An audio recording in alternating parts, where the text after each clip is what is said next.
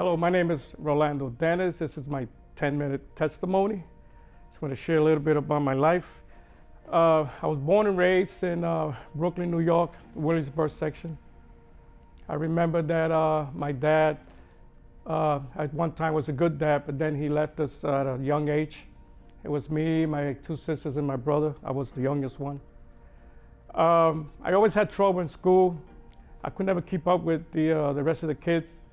I think I had a problem. At that time, there was like there was no medication out there for people like us, you know. So as I got older, I mean like the age 11 and 12, I started hanging out on the streets a lot. At the age of 14, I got introduced to marijuana. Started smoking marijuana out on the street. At the age of 15, 16, I got involved with cocaine. I got involved with LSD, and then I got involved with heroin. I wasn't shooting up heroin, but I was snorting heroin. So my mother was trying to help me the best she could. So she, took me out of school at the age of 17, and she sent me to work. Went to work in a place out in Jersey, and I found it easy to rob, to steal in that job. So I started stealing like every day for my habit. I always had money, and I found out that money was good. So what I did, I hooked up with my uncle. He gave me a few guns to sell. I started selling guns out on the streets. I wanted to join a gang, but for some reason I just didn't qualify. I don't know what. I probably got beat up all the time, I don't know. And I had a group of friends in the neighborhood. I just was like one of the bad ones. I was more like a follower. Whatever that guy did, I wanted to do. So I met a guy, his name is Caesar. I can mention his name, but he's not on earth anymore. And he was a bad dude, but I liked the way he was, and I wanted to be just like him. So we went to a church, and we sat down and we looked around the church. There was people singing, and they were jumping up and down. We had no idea what they were doing. We thought they were crazy. But we weren't there for that. We were there to look at the building to find out how we can get into the record shop next door so we can rob it. And we did. Came the next day, late at night, got into the church, went next door, and we broke in. The alarm went off. He told me to take off, and he got caught. He got arrested. And when I saw this, I found it that's a big thing. So I just kept stealing money from people out on the street for my habit, and I just started growing and started taking more drugs as they came. Whatever new stuff came in, I started using it. But then I got a young girl pregnant. I had to live with her. I had no choice. But then one day I went into a building on the south side of Brooklyn, and I went to cop some drugs, and I almost got killed that night there. A guy put a knife next to my side, and he took my money, and he told me that he was going to kill me.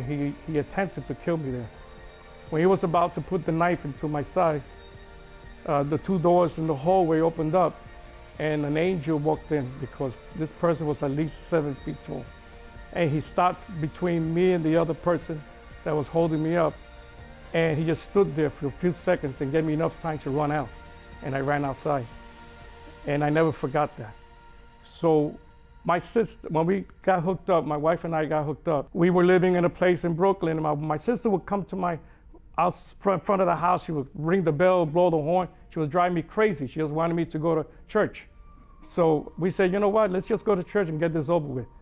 So we did. We got together, we went to church, and it just happened that we went on a Wednesday night, and it was a Wednesday night prayer. When we got there, the place was jumping, the music was awesome, the pastor was preaching, and I had no idea what was going on, but I was feeling funny inside. And I was being reminded of how God saved me once before in the street. He saved my life. But when I looked to my side there, I noticed that my girl, she wasn't my girl, we weren't married. She wasn't there. She went up to the front when there was an altar call. So I saw that. I went up to the front, and we both gave our heart to the Lord that day. And this was way back in 1985. So we got married in 1989. Our life was like up and down. We didn't know what to do in our life. We moved so many times. We felt like we were like gypsies, you know. And then finally, we went to the church. We kept going to the church in Brooklyn. I became an usher. I became a leader as an usher. I joined the prison ministry. I joined the homeless ministry. I joined every ministry I can find that would keep me close to the Lord.